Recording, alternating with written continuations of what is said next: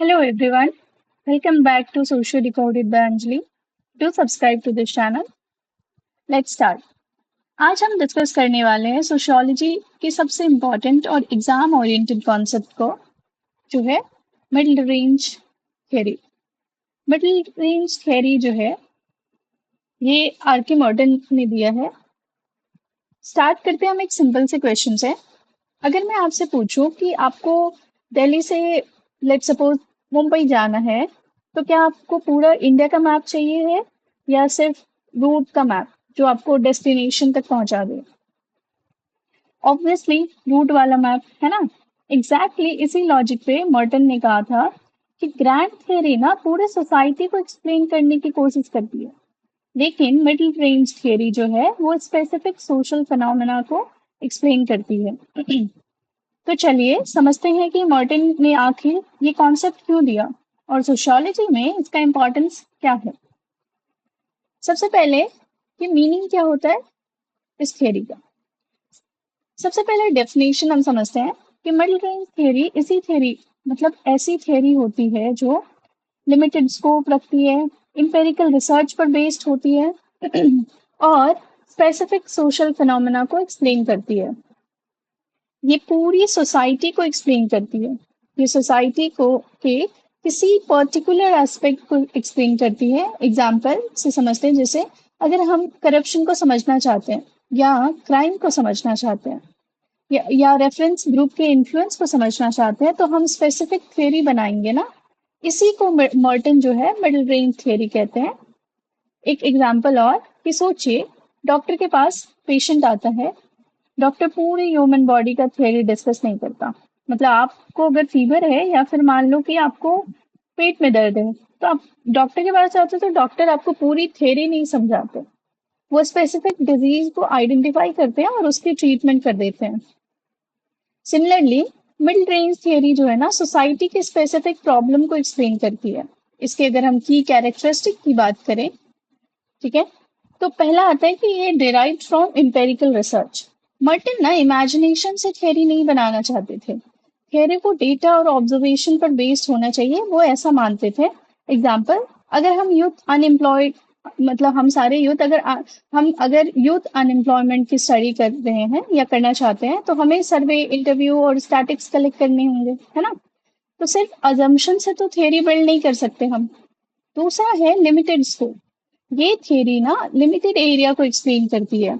जैसे एग्जांपल कि theory of anomie जो है वो क्राइम और डेवियंस को एक्सप्लेन करती है, लेकिन पूरी सोसाइटी को नहीं। मतलब आपको अगर एनोमी पढ़ना है तो आपको सोसाइटी के एक पर्टिकुलर एस्पेक्ट को समझाती है, ना कि पूरी सोसाइटी को। तीसरा है टेस्टेबल। मिडिल रेंज थियरी को ना टेस्ट किया जा सकता है, रिसर्च करके चेक किया जा सकता है कि थियरी सही है या नहीं। एग्जाम्पल, अगर थियरी कहती है कि सोशल इनइक्वालिटी ना क्राइम को इंक्रीज करती है तो हम डेटा कलेक्ट करके वेरीफाई कर सकते हैं कि क्या वो सच में करती भी है या नहीं। फोर्थ आता है कि ये ना प्रैक्टिकल और रेलेवेंट है। मतलब कि ये थियरी ना रियल लाइफ प्रॉब्लम सॉल्व करने में हेल्प करती है। एग्जाम्पल जैसे education policies, crime central policy, unemployment policy, सब ना इंपेरिकल फाइंडिंग्स पर बेस्ड होती है। फिफ्थ कैरेक्टरिस्टिक है कि ये बहुत फ्लेक्सिबल है।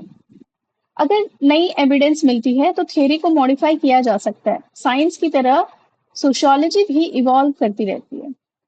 नेक्स्ट है कि ये क्यूमुलेटिव है। मतलब कि डिफरेंट मिडिल थियरीज ना मिलकर लार्जर अंडरस्टैंडिंग क्रिएट करती है। जैसे छोटे छोटे ब्रिक्स मिलकर एक बिल्डिंग बनाती है, वैसे ही मल्टीपल मिडिल रेंज थियरी जो है मिलकर सोशियोलॉजिकल नॉलेज को बिल्ड करती है। ठीक है, और ये कॉन्क्रीट है।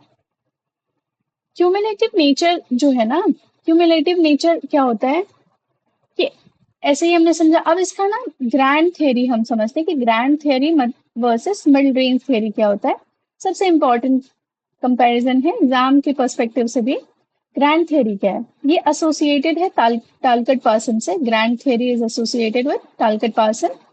ये ना बहुत ब्रॉड होता है, हाईली एब्स्ट्रैक्ट होता है, सोसाइटी एज अ होल को एक्सप्लेन करती है, डिफिकल्ट टू टेस्ट है। एग्जाम्पल जैसे पार्सन का सोशल सिस्टम थ्योरी जो हमने पढ़ा था इससे पहले लेक्चर में। अब आते हैं middle range theory by R K Merton. ये ना लिमिटेड स्कोप होता है, ये कॉन्क्रीट होता है, एम्पेरिकल होता है, इजीली टेस्टेबल है, ये स्पेसिफिक सोशल इशूज को एक्सप्लेन करती है। जैसे इमेजिन करो गूगल मैप, ग्रैंड थियरी क्या है, इंटायर वर्ल्ड मैप है ना, globe entire. Mid range theory कहती है कि specific route from your home to exam centre, वो है मिड रेंज थियरी। मतलब कि ग्रैंड थियरी है कि आपको पूरी दुनिया वर्ल्ड मैप आपके सामने रख देगा, और अगर मिड रेंज थियरी आपको देखना है तो आपको बताएगा कि ओके आप यहाँ हो और आपको यहाँ से यहाँ जाना है। वो मिड रेंज थियरी है कि वो जितनी जरूरत है उस वो आपको उतना ही बताता है। तो अब मान के चलो आप एग्जाम के दिन में आपके लिए कौन सा यूजफुल रहेगा, मिड रेंज थियरी है ना, ऑब्वियसली स्पेसिफिक रूट। इसीलिए ना मॉर्टिन मिड रेंज थियरी को प्रैक्टिकल अप्रोच कहा है कि ये प्रैक्टिकल है बहुत ही। फिर आता है कि why did Morton develop this concept, है ना।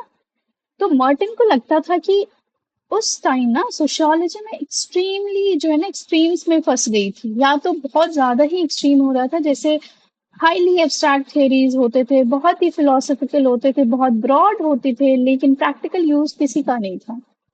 सेकेंड एक्सट्रीम क्या था कि सिर्फ डेटा कलेक्शन हो रहे थे, थ्योरीज ही नहीं थी, सिर्फ फैक्ट कलेक्ट किए जा रहे थे। मार्टिन ने कहा कि हमें थियरी और रियलिटी के बीच में ना एक ब्रिज बनाना पड़ेगा, और ये ब्रिज था मिडिल रेंज थियरी। अब इसकी इंपॉर्टेंस की बात करें कि इंपॉर्टेंस क्या है मिड रेंज थियरी की, तो साइंटिफिक सोशियोलॉजी को प्रमोट करता है ये, पहला। ऑब्जर्वेशन और एविडेंस पर फोकस करता है, दूसरा कि ये बेटर बेटर एक्सप्लेनेशन देता है, मतलब स्पेसिफिक सोशल प्रॉब्लम को ये एक्यूरेटली एक्सप्लेन करता है। तीसरा है कि ये पॉलिसी मेकिंग में हेल्प करता है, मतलब कि गवर्नमेंट पॉलिसीज बनाने में हेल्प करती है, जैसे पॉवर्टी, क्राइम, एजुकेशन, हेल्थ, उसमें ये हेल्प करता है। And the fourth one is कि ये नॉलेज बिल्डिंग में भी हेल्प करता है।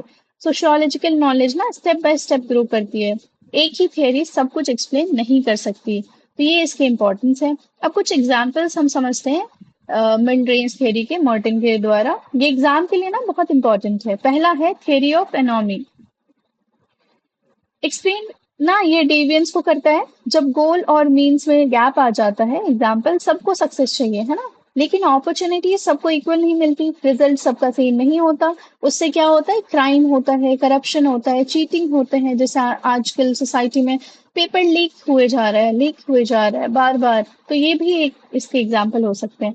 दूसरा है कि रेफरेंस ग्रुप थियरी, हम ना अपने आप को दूसरों से कंपेयर करते हैं। एग्जाम्पल, इंस्टाग्राम इन्फ्लुएंसर को देख के हम लाइफस्टाइल चेंज करने लग जाते हैं, आईएएस टॉपर को देख के हमारा मोटिवेशन बदल जाता है। एंड द थर्ड इज की रोल स्ट्रेन थियरी, एक ही पर्सन के मल्टीपल रिस्पॉन्सिबिलिटी होते हैं, जैसे अगर एक वर्किंग मदर है तो एम्प्लॉय भी है, मदर भी है, डॉटर भी है किसी की, एंड वाइफ भी है। डिफरेंट एक्सपेक्टेशन जो है ना स्ट्रेन क्रिएट करता है। फोर्थ है कि सेल्फ फुलफिलिंग प्रोफेसी है इसमें, फॉल्स बिलीव रियलिटी बन जाती है। एग्जाम्पल, टीचर को लगता है कि स्टूडेंट ब्रिलियंट है, टीचर एक्स्ट्रा अटेंशन देते हैं, स्टूडेंट बेटर परफॉर्म करता है, बिलीफ रियलिटी में बन जाता है। ऐसा ब्यूरोक्रेसी, मतलब कि ऑर्गेनाइजेशन का ना फंक्शन एक्सप्लेन करता है ये। एग्जाम्पल जैसे कि school, university, government office, banks, ये सारे इसमें आ जाते हैं। हम अगर बात करें cumulative nature of mid range theory के बारे में, तो मर्टन का मानना था कि सोशियोलॉजी ना एकदम से परफेक्ट थियरी नहीं बना सकती, नॉलेज ग्रेजुअली ग्रो करता है प्रोसेस, जैसे कि मिड रेंज थियरी में रिसर्च, मोर एविडेंस मिलेगा, मोर थियरीज आएंगे, और इससे एक ब्रॉडर जो है जनरलाइजेशन होता है। एग्जाम्पल से बात करते हैं, जैसे मोबाइल फोन भी एक दिन में परफेक्ट नहीं बना, मतलब जब बन रहा होगा तो एक दिन में परफेक्ट नहीं बना होगा, है ना। वर्जन पे वर्जन आ रहा है, अभी जैसे एप्पल का हर साल एक नए वर्जन आ रहे हैं, 15, 16, 17 प्रो मैक्स, ये वही है दिन, ये भी क्या है, नई नई चीजें उसमें सुधार है। वैसे ही सोशियोलॉजी भी इम्पोर्टेंट होता है। अब क्रिटिसिज्म, हर एक थ्योरी का ना क्रिटिसिज्म होता है, और ये होना जरूरी भी है ना। फर्स्ट क्रिटिसिज्म है कि too much focus on empirical research, some sociologist कहते हैं कि सोशियोलॉजी को ना ब्रॉडर विजन भी चाहिए, ये बोलते हैं कि स्पेसिफिक बहुत ज्यादा है, पर सोशियोलॉजी में ब्रॉडर विजन होना बहुत जरूरी है। दूसरे क्रिटिक कहते हैं कि नॉलेज ना फ्रेगमेंटेड हो सकती है, बहुत सारी स्मॉल थ्योरीज होने से बिग पिक्चर जो है ना वो मिस हो जाएगी।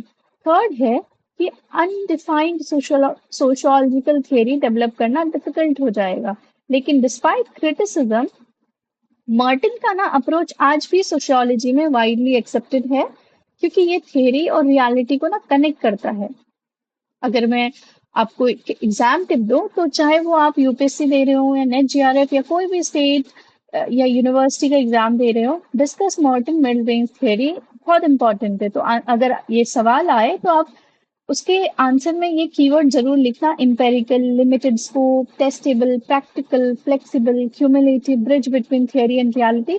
ये चीजें जो होगी ना, आपको थोड़ा फेच करेगा मार्क्स अच्छा। कंक्लूड करें तो आज के लेक्चर से एक लाइन याद रखना कि grand theory gives us a vision, but mid range theory gives us direction to walk on the path of real social life. Okay. Merton हमें बताते हैं कि सोशियोलॉजी को ना हवा में कैशल नहीं बनाना चाहिए।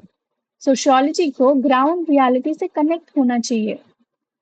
और इसी वजह से मिड रेंज थियरी सोशियोलॉजी को साइंटिफिक, प्रैक्टिकल और रेलेवेंट बनाता है। So thank you everyone. अगर आपको ये लेक्चर पसंद आया हो, do subscribe to the channel, it will be very helpful. Thank you so much.